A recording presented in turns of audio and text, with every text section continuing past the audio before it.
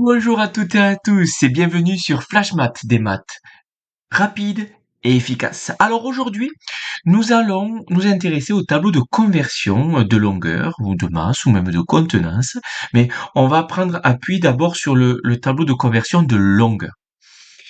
Comment mémoriser le tableau de longueur? Ça c'est très important.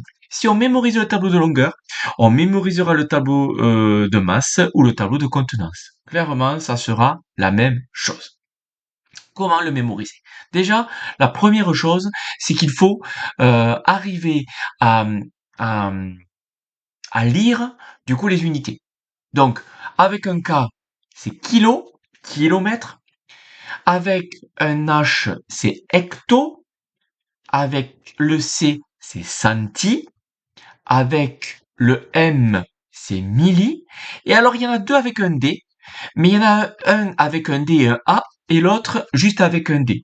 Donc, il y en a un, c'est décimètre, et l'autre décamètre. Dans décamètre, il y a un A, alors que dans décimètre, il n'y a pas de A. Donc, c'est pour ça que DAM, c'est décamètre, et DEM, c'est décimètre. Alors, vous avez vu en primaire, de toute façon, petit à petit, ce tableau, vous n'avez pas vu le tableau en direct, vous êtes passé déjà au mètre et au centimètre, au décimètre, au centimètre, et en fait, vous êtes petit à petit construit ce tableau de conversion, mais admettons là, en fait, vous êtes plus en primaire et vous arrivez toujours pas à mémoriser le tableau. Je vais vous donner un moyen pour le mémoriser.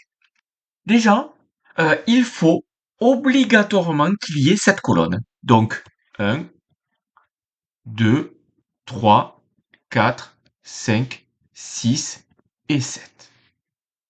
Dans la colonne du milieu, ça correspond à l'unité sans préfixe.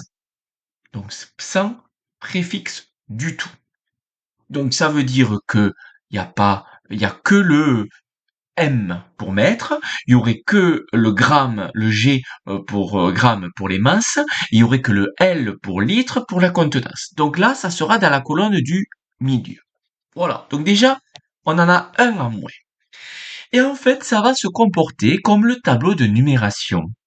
À droite de la virgule, vous savez que chaque rang a un nom, on appelle ça dixième, centième, millième, dix millième, etc. Mais là, ça sera la même chose.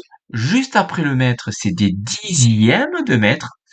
Mais dixième de mètre, qu'est-ce qui ressemble à dixième de mètre? Ben, c'est décimètre avec le D. Donc, D et M.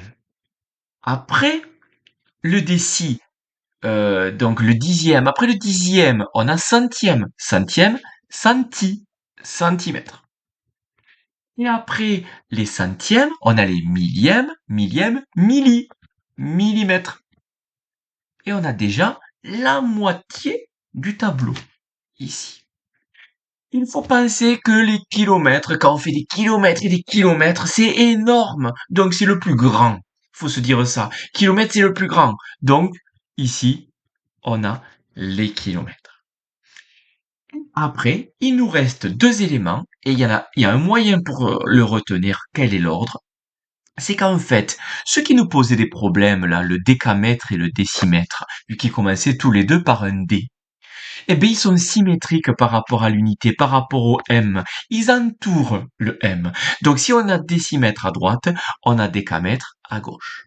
Et pour ceux qui arrivent pas à savoir si on met décimètre à gauche et décamètre à droite ou vice versa, ben, décamètre a plus de lettres que décimètre, donc qui doit être avant lui, parce qu'il a plus de lettres.